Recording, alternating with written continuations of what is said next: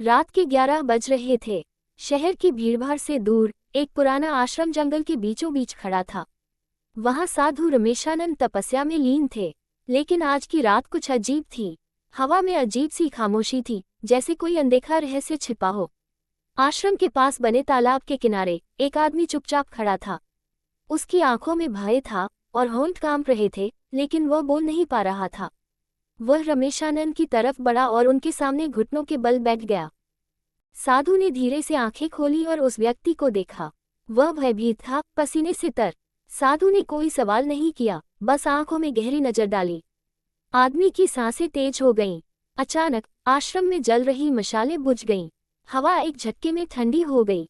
उस व्यक्ति की आंखों में डर और गहरा हो गया। उसने कांपते हुए साधु के पैरों को पकड़ लिया। साधु ने बिना कुछ कहे अपनी आंखें बंद कर लीं। एकदम सन्नाटा, जंगल की आवाजें भी थम गईं। केवल मौन था, एक अजीब, भारी मौन। आदमी की घबराहट बढ़ गई। उसने आखिरकार कांपती आवाज में कहा, गुरुदेव, मेरी आवाज छिन गई है। जब भी कुछ बोलने की कोशिश करता हूँ, मेरे आसपास कुछ अजीब घटने लगता है। साधु ने अपनी आंखें खोली और केवल इशारे से पूछा, ये कब हुआ? आदमी ने कांपते हाथों से 4 उंगलियां दिखाईं। 4 दिन पहले। जैसे ही उसने यह इशारा किया, तालाब में हलचल होने लगी। पानी की सतह पर छोटे छोटे बुलबुले उठने लगे, जैसे कोई चीज गहराई से ऊपर आ रही हो। आदमी पीछे हटने लगा, उसकी सांसें तेज हो गईं।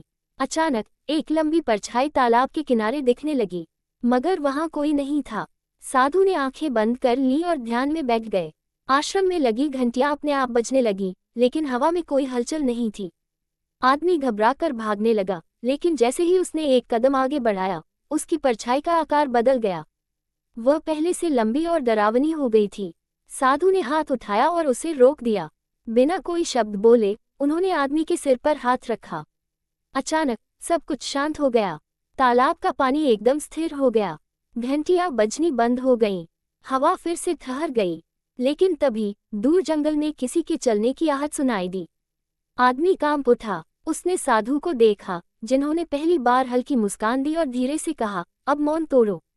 आदमी ने कोशिश की, लेकिन उसके मुंह से कोई आवाज नहीं निकली।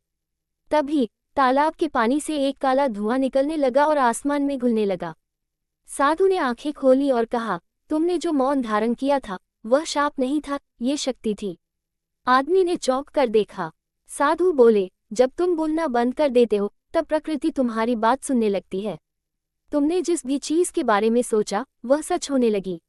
आदमी को याद आया, 4 दिन पहले उसने गुस्से में किसी को बुरा कहा था और वह सच हो गया था। तभी से उसने बोलना बंद कर दिया था, डर से। साधु ने कहा, अब ये शक्ति तुम्हारी परीक्षा लेगी। बोलो, लेकिन केवल वही जो सत्य और शुभ हो। आदमी ने गहरी सांस ली और धीरे से कहा, मैं मौन की शक्ति को स्वीकार करता हूँ। जंगल में एक हल्की रोशनी फैल गई। तालाब शांत हो गया और आदमी को महसूस हुआ, शब्दों से ज्यादा ताकत मौन में है। मौन की शक्ति अब उसका वरदान बन चुका था।